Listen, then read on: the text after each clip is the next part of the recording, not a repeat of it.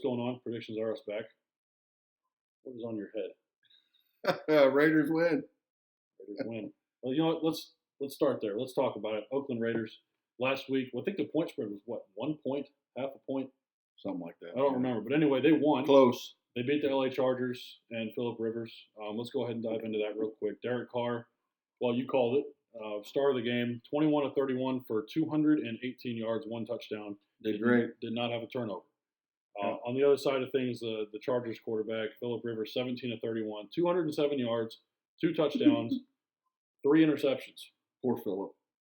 He can't buy a break. I think the Super Bowl is just retire, buddy. I'm sorry. It's out of reach. Which is funny. You're reaching. Oh, no. It's funny. It's funny because they came out with a list. I'm not sure if you saw that. They came out with a list of the top 10 quarterbacks to never reach the Super Bowl. Is he one? Number 1 was Phillip Rivers. Would you agree with that? I would say Dan Marino. Well, Dan Marino not winning a Super Bowl. But he made it to the Super Bowl. But he didn't win. It's all the same. If you don't win, you don't win. So even if you make it, you don't think that's an accomplishment running up? Okay, who was the Rex Grossman? Oh, I don't want to talk about that. I don't want to talk about that. Really Rex Grossman. I don't know if they should have even been there. Anyway, back to the Raiders. Hey, we beat the Saints. That was a tough game. Okay, anyway, back to the Raiders. You're right. Let's talk about the running game. I'm not a big Lovey fan. Let's just get this out of the way. I don't like him in Illinois. I didn't like him at the Bears. He went to Tampa, sucked that all up. I'm sorry, but he's not. They call him Papa. Can we get through one episode without you criticizing one of my favorite coaches? Well, I'm sorry. He's just not very personable. He needs attitude adjustment. He's grumpy. Anyway, back to the game. Let's talk about the running game, and let's go to Josh Jacobs, that rookie running back out of Alabama. 17 carries, 71 yards, 1 touchdown. That's 10 hard yards. That's almost 4 yards a carry. Hard yards.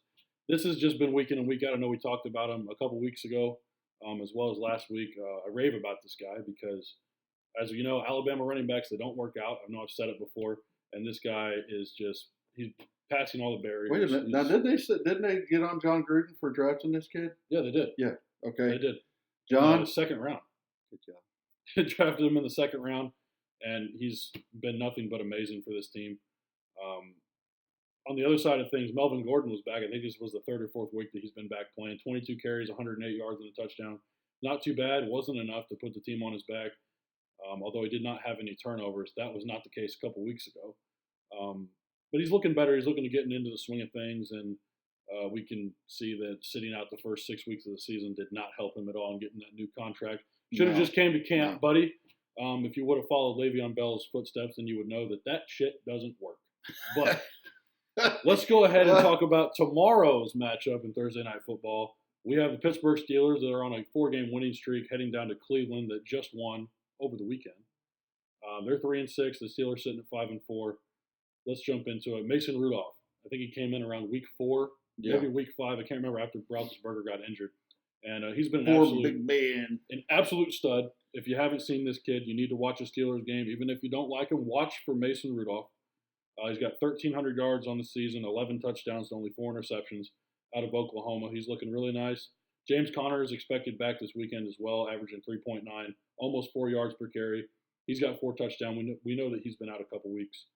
The Steelers, do you expect them to stay on this roll and come into Cleveland and just steamroll their in-division rival? Or I don't know if it's yes, it's a roll, but they're going into the dog pound, and Mayfield he's kind of crazy. And, you know, you got one game he's putting up 40 points. The next game they're getting like 10 points or 13 points, and then they'll get 20 points. And then, you know, it's a roller coaster ride with this team. I mean, their running back, this Chubbs is averaging like 6 yards a carry, and they've got talent. I don't think there's any shortage of talent on the team at all. The record is 3-6. I don't know what I do. I'm still kind of undecided. Still undecided. Well, Yeah. I'll tell you what. Let's get into a little more stats here, and maybe you'll make up your mind. Let's look on the Cleveland side of things. Baker Mayfield, 2,200 yards on the season, 9 touchdowns, 12 interceptions. He's leading the league in turnovers as of today. I think it's November 13th. Nick Chubb, like you said, averaging over 5 yards a carry, 6 touchdowns. They need to get this kid the ball more. He needs the most touches in the entire ball game, especially. The kid can run. There's Yeah, no absolutely. doubt about it. The kid can run. And I know that everyone's talking about Odell Beckham Jr. isn't getting his touches. It's this guy that needs the touches in the game. Yeah, if you got a good running game, then that sets up a good passing game, especially a good short game. So, I can't blame Mayfield. You can't blame. I mean, somebody's calling plays, and he's got 12 interceptions, and he's trying to make something happen. And young guys do that. They try to make something happen. It happens to almost all of them that come into the league. They want to try to make their mark and try to make something happen. And Phillip Rivers is still doing that because he had 3 picks the last game. So the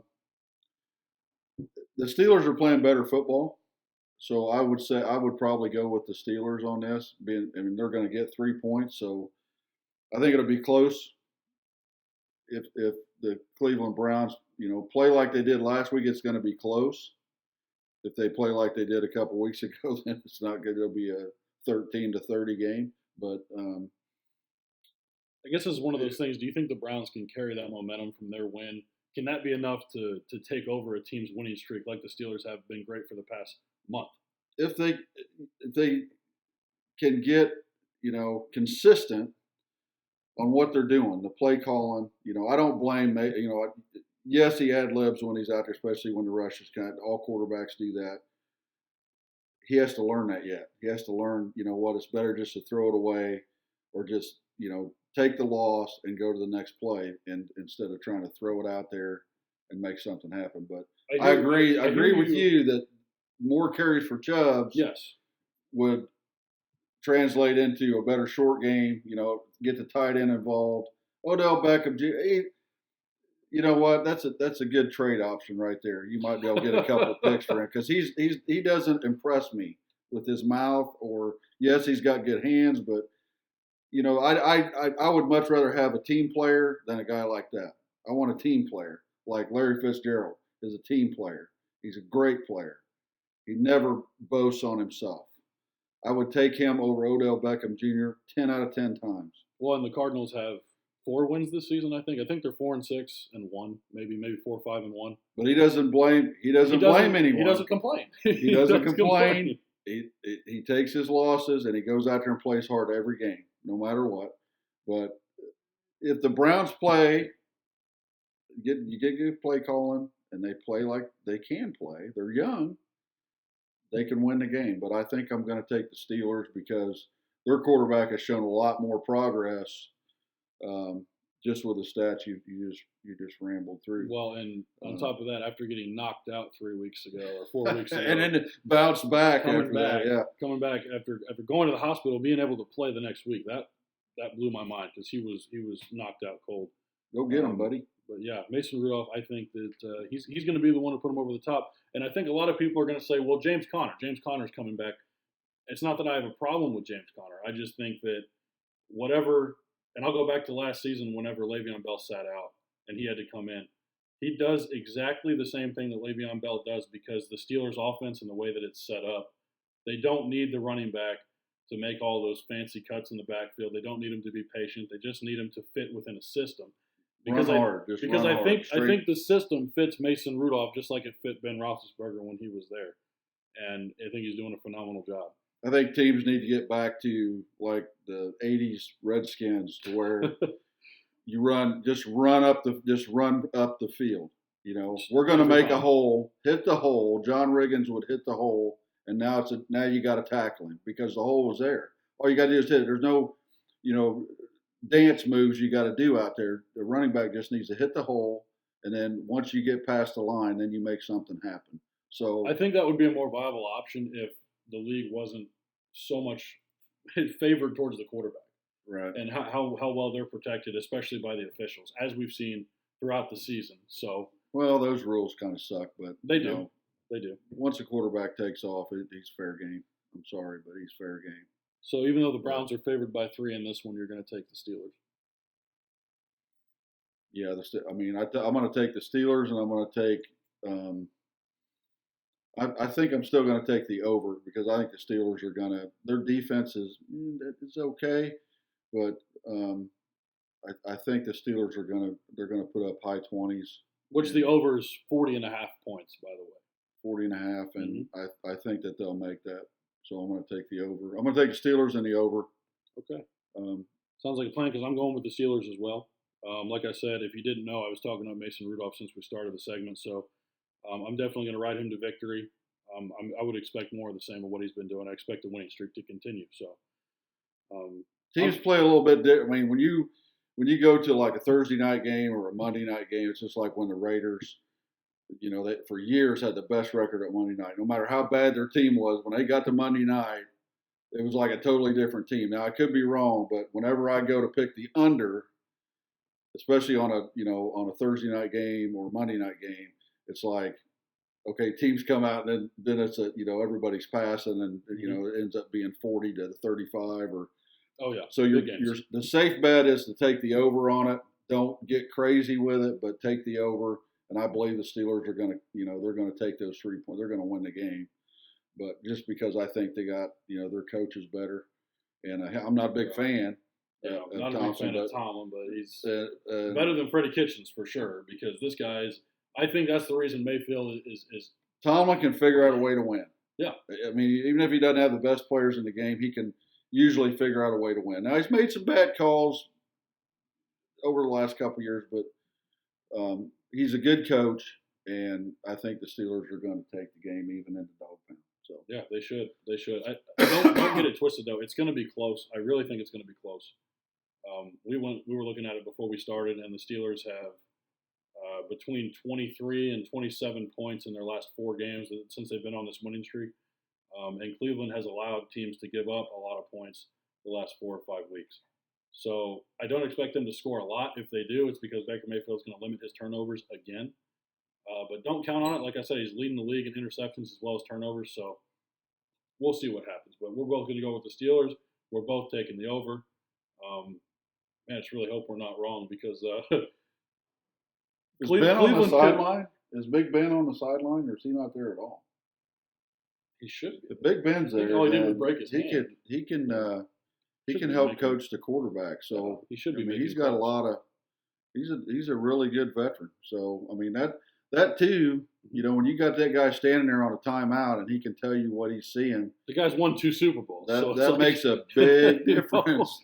That if you got I just think the Browns had. I mean, it's a learning curve for him. It's not that Mayfield isn't a good player. He's a little crazy, but he's going to find his own. He's going to be a good quarterback. As long as you don't take a big shot or blow out a knee or something like. Because somebody did that for the Browns a few years ago, and just kind of ruined his career. Brian Hoyer. Hoyer. Yeah. Oh man, that was 5-6 years ago. I think. Yeah, he blew out his knee, and he was never the same. Never the same player after that. I mean, he had to start. Did have a really nice game for the Colts though. A couple weeks ago, and he's filling in last week. I thought he did a good job as a backup. He's doing what he can. He's making money. I'm sure he's happy with that. So if you're betting, our prediction is Steelers 3 points and the over 40.5. Over 40.5 for sure. Okay. Let's don't get crazy. We're not Jimmy the Greek, but don't get crazy. Let's go ahead and move on to some basketball. Let's talk about Thursday night, November 14th. We got 6 games on the lineup. We're presenting the double DeRozan jerseys tonight. It's actually been playing. Get my 10 up there. Yeah, here we go. It's been playing pretty well 10. For the Spurs. Played for my Raptors for, 9 seasons. I'm sorry we had to trade you, but we got the ring. I don't feel sorry. Let's go ahead and get into it. First game on the night, the LA Clippers is going to New Orleans to take on the Pelicans. The Pelicans have gotten a couple wins the past week or so, and they've been looking a lot better. Let's go ahead and pull up the games for tomorrow. I believe the spread on that is dead even as of today. Yep. All right, so Pelicans, Clippers even. That's actually surprising to me considering how good the Clippers have been playing, especially without Kawhi Leonard whenever he's taken a couple days off. I definitely would take the Clippers in this game. I like the way Brandon Ingram has been playing. He's been playing phenomenal, playing like an all-star. If he wasn't in the West, he might make it. Can we stop just so I can understand this? Yeah. He takes a couple of days off every so many games. Mm-hmm. Is that in his contract? I'm pretty sure he doesn't play on the second night of a back-to-back. I don't know if I like that. I like Kawhi, but I think the injury. You got to get out there, man. I think the injury that he has is terminal, and that's why he has to do this. I don't think it can be fixed. I think it's something that he has to deal with now. Well, my thing is that I don't remember him taking games off last year. Yeah, he did. He only played 68 games last year. Really? Mm-hmm. Actually, when I went to go to Indiana when they played the Pacers, he did not play that night. Yeah. Oh. So I'm just saying I don't really agree with that. If you fill up the plane and the injury's not bothering you, why not go out there and help your team out? Even if you're playing, 3-4 minutes a quarter, you're out there and your teammates are out there. To me, it makes a world of difference. I can put it this way. They are 7-2. Michael Jordan said, it's in your contract to play 82 games. If there's nothing wrong with you, it's in your contract to play 82 games. If you want to get paid, you'll play 82 games. Now, Kawhi doesn't play for the Charlotte Hornets, but did Michael say that? Michael did say that. Well, he went up on my list a little bit then. I'm not a big Michael fan, but remember, Michael, we're not taking the cart anymore golfing. We're going to walk the course. You're getting a little chubby. We can if you go back and check it, you can fact check me on this. I believe Michael Jordan played all 82 games except for 4 seasons. So you can go check that. But getting back to it, Clippers at Pelicans, the spread's dead even. Who are you taking? Clippers. Taking the Clippers? Yeah. Oh, yeah. Even with that, if Kawhi's not playing, the Clippers they're a pretty good team, regardless whether he's, they're playing pretty good ball. So. Well, and Paul George is set to make his. The Pelicans are what, 2-8? Yeah. And Paul George is expected to make his debut, I believe, tonight. So they're getting Paul George. Well, there you go. I think it's over. Clippers. I think it's over. No competition. 8-3 after tomorrow. All right, let's go ahead and move down the list here. The Chicago Bulls are heading to Milwaukee to take on the Greek Freak and the Bucks. The Bucks are favored by, I believe, 11.5 in this one. That is a huge spread. Just say it. Giannis Antetokounmpo? Antetokounmpo? I can't say it, so Antetokounmpo. Greek Freak works for me. I can't say the other. Yeah, the guy that got beat by the Raptors in the playoffs, that guy. But no, seriously, Chicago Bulls. Oh, wait a minute. Wait a minute. He's another Captain Crybaby. Did you see? He's Captain 4 steps every time he drives the lane. He travels every single time. Did you see the highlights of the Thunder game when he was in the tunnel at halftime when he broke the sign? No. He broke Oklahoma City's sign. No.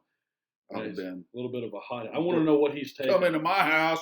I want to know what he's taking. That's all I want to know. But 11.5. I think this is pretty easy. I'm taking the Bucks. No doubt about it. I don't know. Well, the Bulls play good at home. Yeah, they're on the road. 11.5. That's a lot. I have to take the Bucks. Yeah. Bucks are good. We'll do it. Okay, so we got. Yeah, the Bulls aren't that good on the road. Both taking the Clippers. Both taking the Bucks. And now let's get to the third game. The Miami Heat traveling to the Cleveland Cavaliers. I believe the Heat are favored by 2.5 points in this one. Myers Leonard, with Illinois boy, right?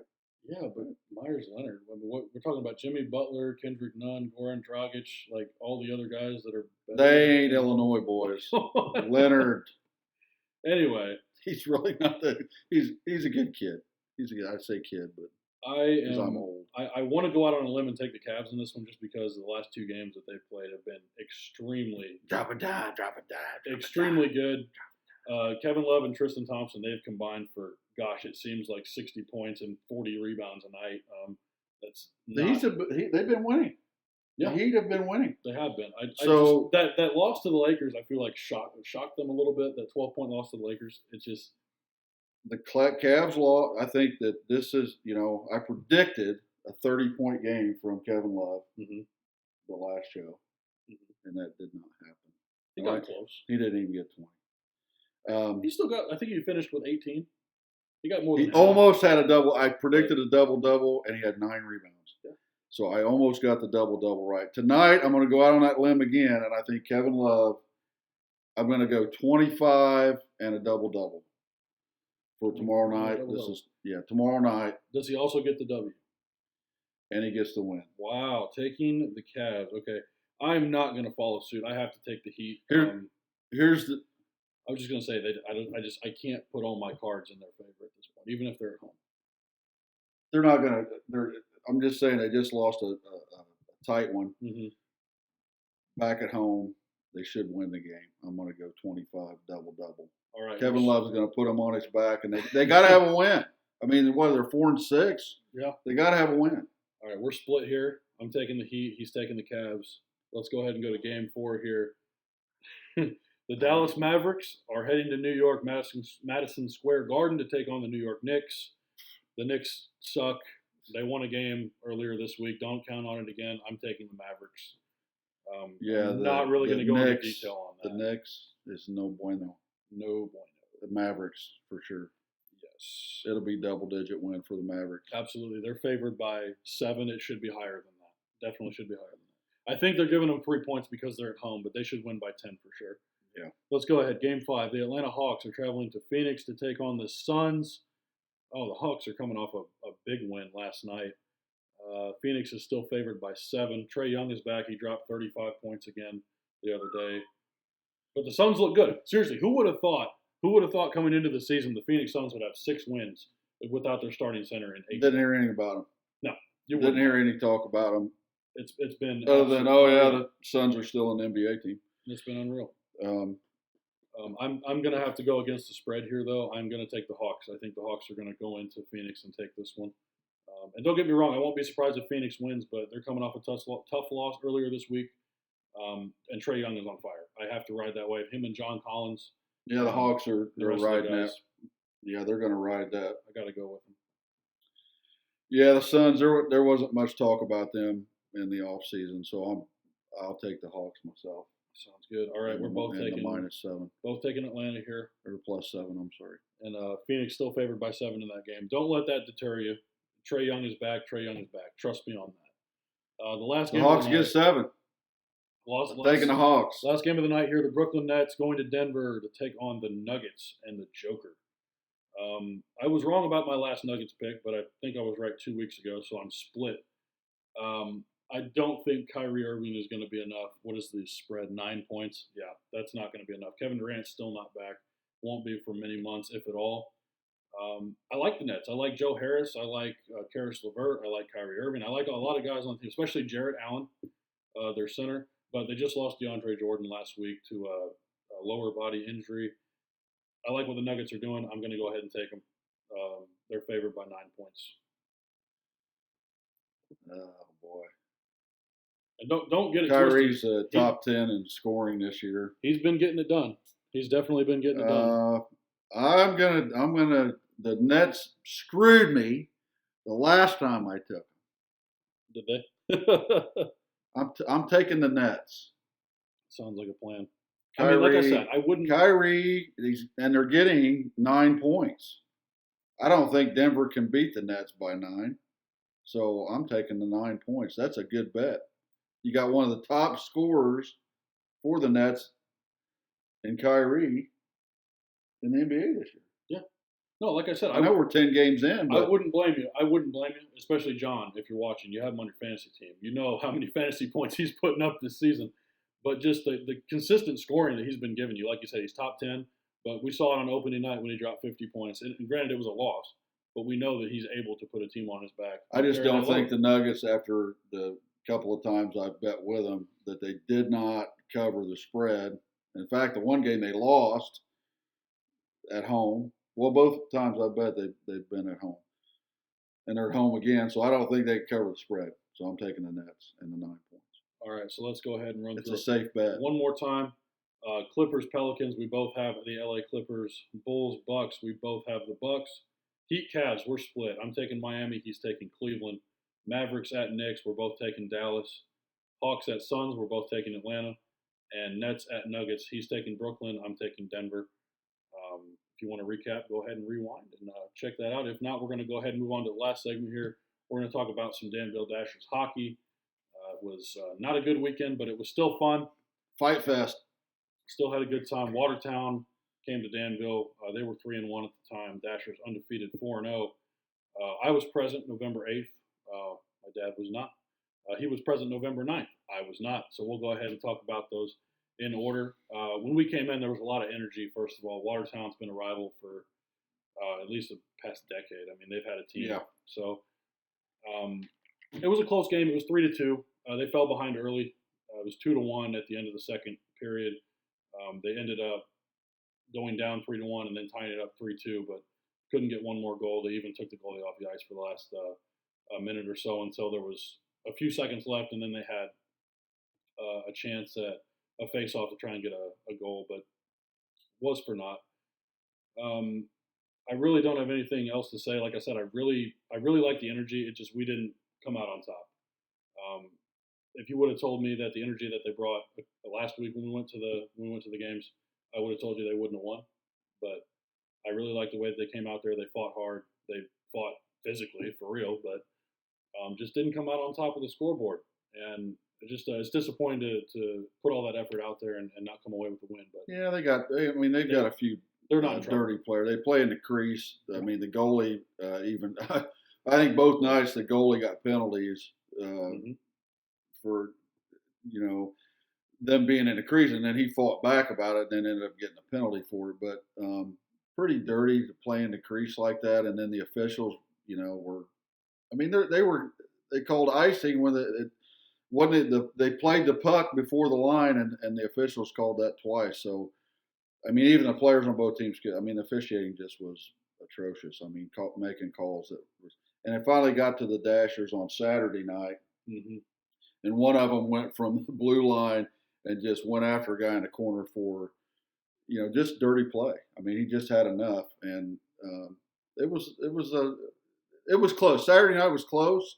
Fred Hine just missed a goal that would have tied it up 4-4, and then they got that fifth goal with an empty net. So I mean, it was really 3-4.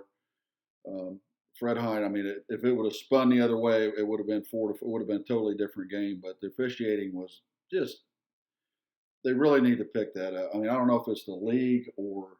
Which supposedly they got better officiating this year, but we haven't seen it. It's been more of the same. It's been. I mean, even in their wins, it's been the same. I understand that there's a learning curve. I mean, you got to have new officials, and there's a learning curve. But I mean, come on, man. These guys are like, this is like semi-pro hockey. These guys are out there battling. I mean, they're battling for spots on a higher league and try to get into the NHL. And some of these players are really good.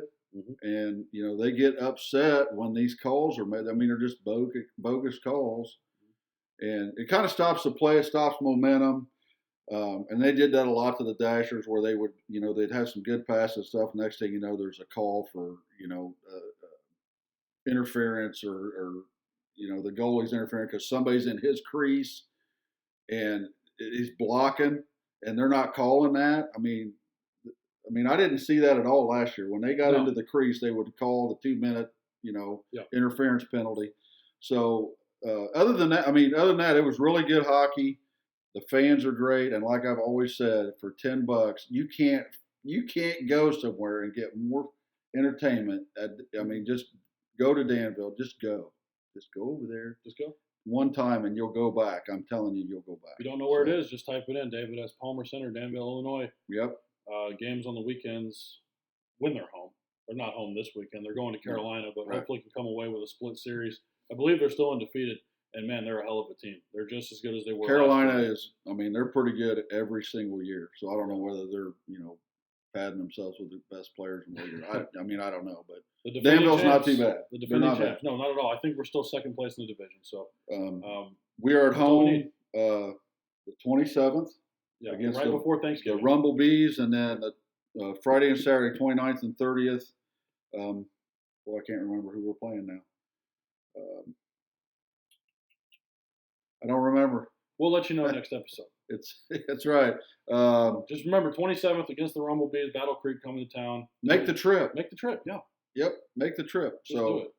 hey, we're telling you now, okay, this is going to be 2 weeks in advance, so you got no excuses. Come on out, David S. Palmer Center on the 27th at 7:05, I believe is puck. Right. That's when the puck drops. Hey, if you watch the video and you got any questions, comments about the picks we made or the predictions that we made, put in comments below. Put in comments below. Okay, put in comments below. About anything, about the games, about Lovie Smith, about Illinois. Can you believe? I mean, we're not even going to go. We'll go into that next time. We're going to have to. But bowl eligible. 28-3, and we're not talking about the Super Bowl. Here's the thing: if somebody would have told me, "Hey, bet 1,000, they're not going to be bowl," I would have put $1,000. There's no way they're going to a bowl this year. I mean, I would have put it on there. It would have been $1,000 down the drain. Yeah, that's right. That would have flushed it. So. Anyway, we'll get more into that next week after their game this weekend. Mm-hmm. So, any comments at all, put them below. And we'll try to reply back to you. Mm-hmm. Please watch the video. Tell your friends to watch the video. Tell them to subscribe. Hit the button below. Please, the big red button. Maybe click the bell next to it so you guys know when more videos come out. Down there, right there. Okay. Yes, please. Anything you guys can do to get this out there. If you like what we do, we'd really appreciate it. If you want more information, if we're not telling you enough, if you want the overs on the NBA, we'll start giving the over/under on that, on the score. If you want halftime over/unders, if you guys want us to start doing that, put it in the comments and we'll do that. We'll look that up and put it in there. But right now we're just going to do, wins, loss. We'll do the point spread. Mm-hmm. We do the over/under on the NFL. So if there's anything else you want us to predict, put it in the comments. Yeah. Also, let us know if you guys have any suggestions for segments or like video ideas or other sports-related content to like the NFL, the NBA, or anything like that you would like to see us do or try out. That's something that we might consider. So go ahead and drop your ideas, like you said, in the box below, and we'll go ahead and if we like it, we'll go ahead and try it out, and we might get back to you in the comments. So. Like you said, we're going to go ahead and wrap it up here. Tell your friends, tell your family, spread the word, and also consider subscribing. We really appreciate it. Don't forget to like the video, and we'll see you guys next time.